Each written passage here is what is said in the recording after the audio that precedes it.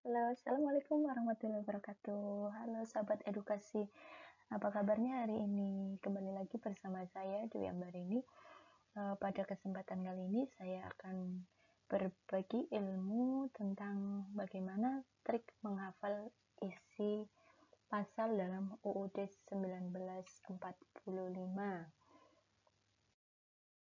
Simak penjelasan berikut ya. Untuk kata kuncinya, mulai dari pasal 26, pasal 27, pasal 28, pasal 29, pasal 30, sampai dengan pasal 31. Yang pertama adalah kata kunci.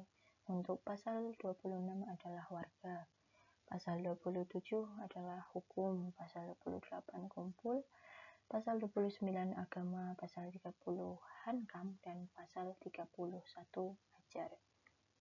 Kemudian kata kunci untuk pasal 32 yang pertama adalah budaya, kemudian pasal 33 kata kuncinya adalah ekonomi, pasal 34 kata kuncinya adalah miskin, pasal 35 bendera, pasal 36 bahasa, dan terakhir yaitu pasal 37 adalah rubah.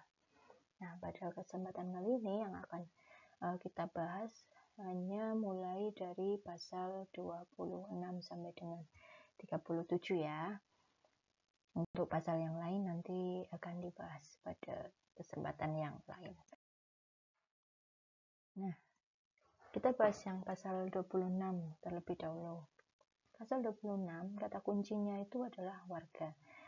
Dilihat dari ayat yang pertama, di situ dibunyikan yang menjadi warga negara Indonesia adalah orang-orang bangsa Indonesia asli dan orang-orang bangsa lain yang disahkan dengan undang-undang sebagai warga negara. Kemudian ayat 2-nya penduduk ialah warga negara Indonesia dan orang asing yang bertempat tinggal di Indonesia.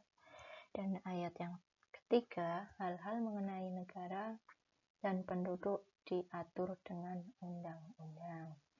Nah, di sini pasal 26 itu kata kuncinya adalah warga. Kata warga ini mewakili dari tiap-tiap ayatnya ya, bahwa di tiap ayat dalam pasal 26 itu ayat 1, 2 terutama ya, itu ada kata-kata warganya atau warga. Jadi kata kuncinya adalah warga. Kemudian untuk pasal 27 kata kuncinya adalah hukum. Untuk ayat yang pertama di pasal 27 yaitu segala warga negara bersama kedudukannya di dalam hukum dan pemerintahan dan wajib menjunjung hukum dan pemerintahan itu dengan tidak ada kecualinya. Kemudian ayat 2-nya, tiap-tiap warga negara berhak atas pekerjaan dan penghidupan yang layak bagi kemanusiaan. Ayat 3, setiap warga negara berhak dan wajib ikut serta dalam upaya pembelaan negara. Nah, di sini pasal 27 itu kata kuncinya adalah hukum, itu mewakili ada di ayat yang pertama. Memang kata kunci ini tidak selalu mewakili untuk semua ayat ya, tapi paling tidak bisa memberikan gambaran ataupun sedikit gambaran untuk memahami salah satu dari isi ayat daripada pasal 27 tersebut. Kemudian pasal 28 kata kuncinya itu adalah kumpul. Di sana dibunyikan bahwa kemerdekaan berserikat dan berkumpul ya. Di sini yang saya cetak tebal itu adalah kata kumpulnya ya. Ini sebagai kata kunci. Kemerdekaan berserikat dan berkumpul, mengeluarkan pikiran dengan lisan dan tulisan dan sebagainya ditetapkan dengan undang-undang. Next, selanjutnya pasal 29, kata kuncinya adalah agama. Untuk ayat yang pertama, yaitu negara berdasar atas ketuhanan yang Maha Esa. Ayat keduanya, yaitu negara menjamin kemerdekaan tiap-tiap penduduk untuk memeluk agamanya masing-masing dan untuk beribadah menurut agamanya dan kepercayaannya itu. Nah, kata kuncinya untuk pasal 29 itu adalah agama. Ya, ini mewakili dari ayat 1 dan 2 ya. Paling tidak ini memberikan gambaran bahwa pasal 29 itu isinya ya tentang kehidupan beragama seperti itu ya. Kemudian pasal 30 kata kuncinya adalah hankam atau pertahanan dan keamanan. Di sini untuk ayat yang pertama yaitu tiap-tiap warga negara berhak dan wajib ikut serta dalam usaha pertahanan dan keamanan negara. Kemudian ayat keduanya yaitu usaha pertahanan dan keamanan negara dilaksanakan melalui sistem pertahanan dan keamanan rakyat semesta oleh Tentara Nasional Indonesia dan Kepolisian Negara Republik Indonesia sebagai kekuatan utama dan rakyat sebagai kekuatan pendukung. Kemudian ayat ketiga itu secara garis besar membahas tentang Tentara Nasional Indonesia yang terdiri atas Angkatan Darat, Angkatan Laut, dan Angkatan Udara sebagai alat negara yang bertugas mempertahankan, melindungi, dan memelihara keutuhan dan kedaulatan negara. Kemudian ayat yang keempat membahas tentang Kepolisian Negara Republik Indonesia sebagai alat negara yang menjaga keamanan dan ketertiban masyarakat, bertugas melindungi, mengayomi, melayani masyarakat, serta menegakkan hukum. Dan ayat yang terakhir, susunan dan kedudukan Tentara Nasional Indonesia, Kepolisian Negara Republik Indonesia, hubungan dan kewenangan Tentara Nasional Indonesia dan Kepolisian Negara Republik Indonesia di dalam menjalankan tugasnya, syarat-syarat keikutsertaan warga negara dalam usaha pertahanan dan keamanan diatur dengan undang-undang.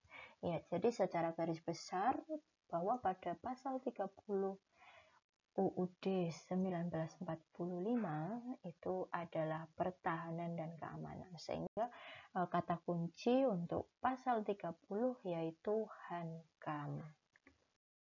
Kemudian untuk pasal 37 kata kuncinya yaitu ajar. Ajar di sini atau semakna barangkali ya dengan pendidikan atau pengajaran seperti itu ya. Jadi untuk pasal 31 itu secara garis besar menjelaskan tentang pendidikan. Untuk ayat yang pertama, setiap warga negara berhak mendapatkan pendidikan. Jelas di sini yang dijelaskan di pasal 31 itu tentang pendidikan. Kemudian ayat 2-nya, setiap warga negara wajib mengikuti pendidikan dasar dan pemerintah wajib membiayainya. Kemudian ayat ketiga, pemerintah mengusahakan dan menyelenggarakan satu sistem pendidikan nasional yang meningkatkan keimanan dan ketakwaan serta akhlak mulia dalam rangka mencerdaskan kehidupan bangsa yang diatur dengan undang-undang.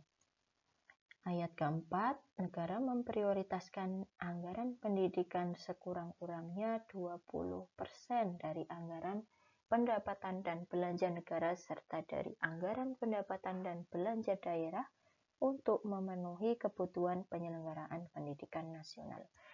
Kemudian ayat yang terakhir yaitu pemerintah memajukan ilmu pengetahuan dan teknologi dengan menjunjung tinggi nilai-nilai agama dan persatuan bangsa untuk memajukan peradaban kesejahteraan umat manusia.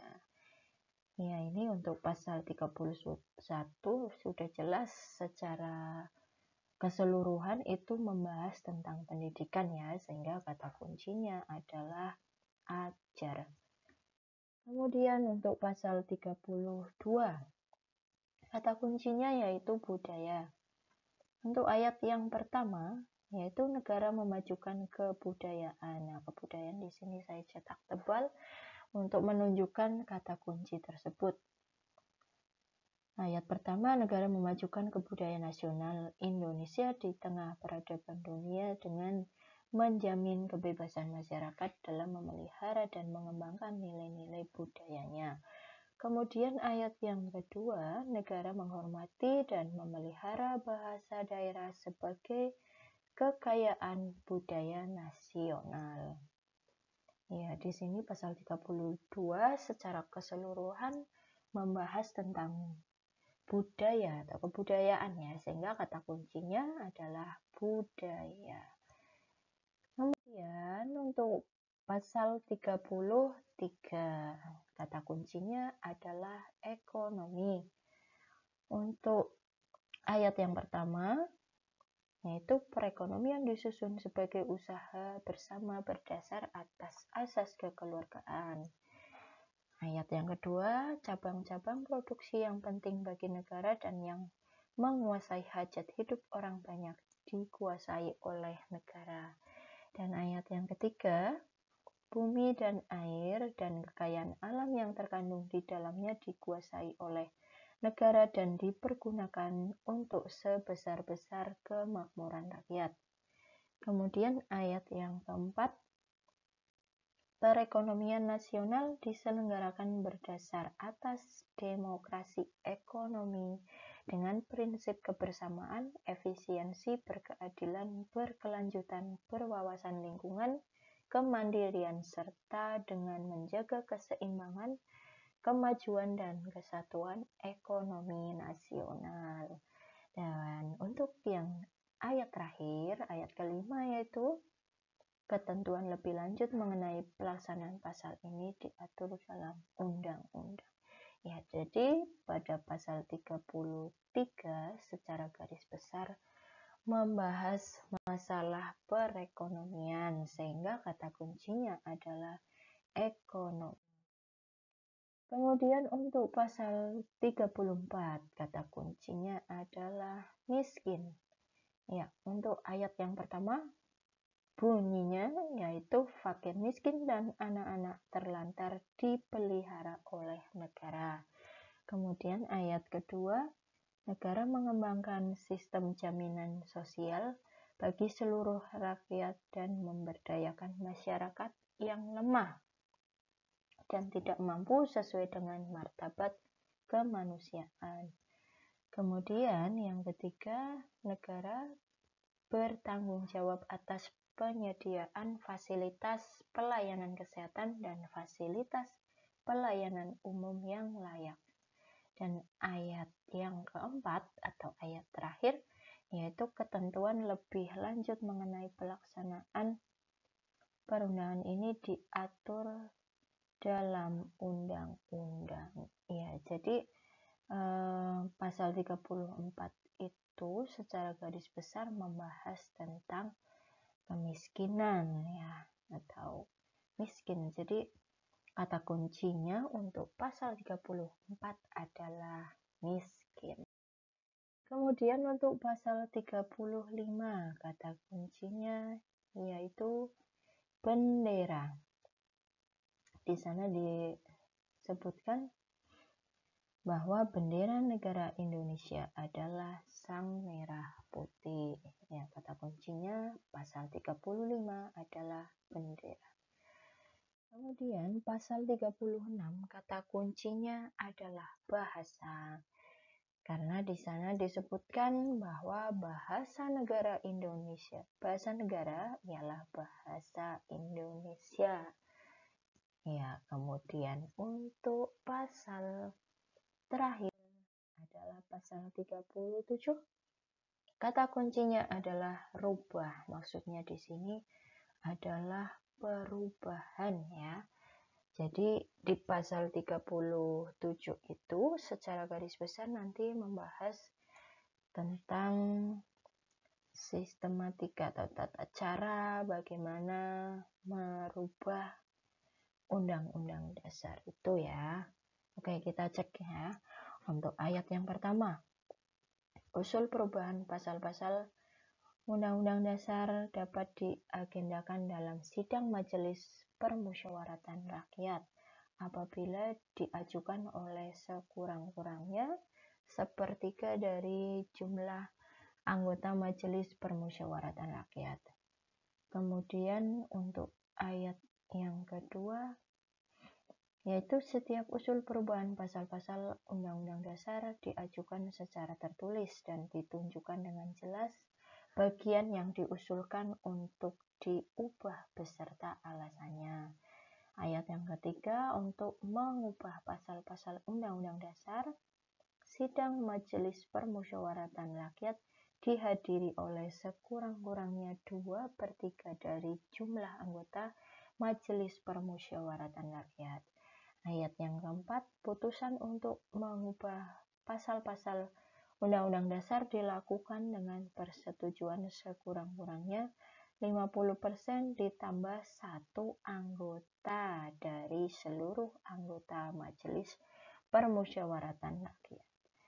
Kemudian untuk ayat yang terakhir, yaitu secara khusus mengenai bentuk negara kesatuan Republik Indonesia tidak dapat dilakukan perubahan, yaitu kata kunci untuk pasal 37 adalah rubah, yang berarti pasal 37 membahas bagaimana cara melakukan perubahan terhadap Undang-Undang Dasar 1945. Nah, untuk yang saya jelaskan tadi, mungkin di sini ada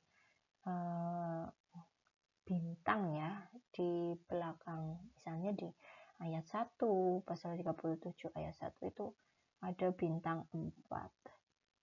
Ini maknanya adalah amandemen yang keempat, karena selama yang sudah dilakukan amandemen itu ada 4 kali ya.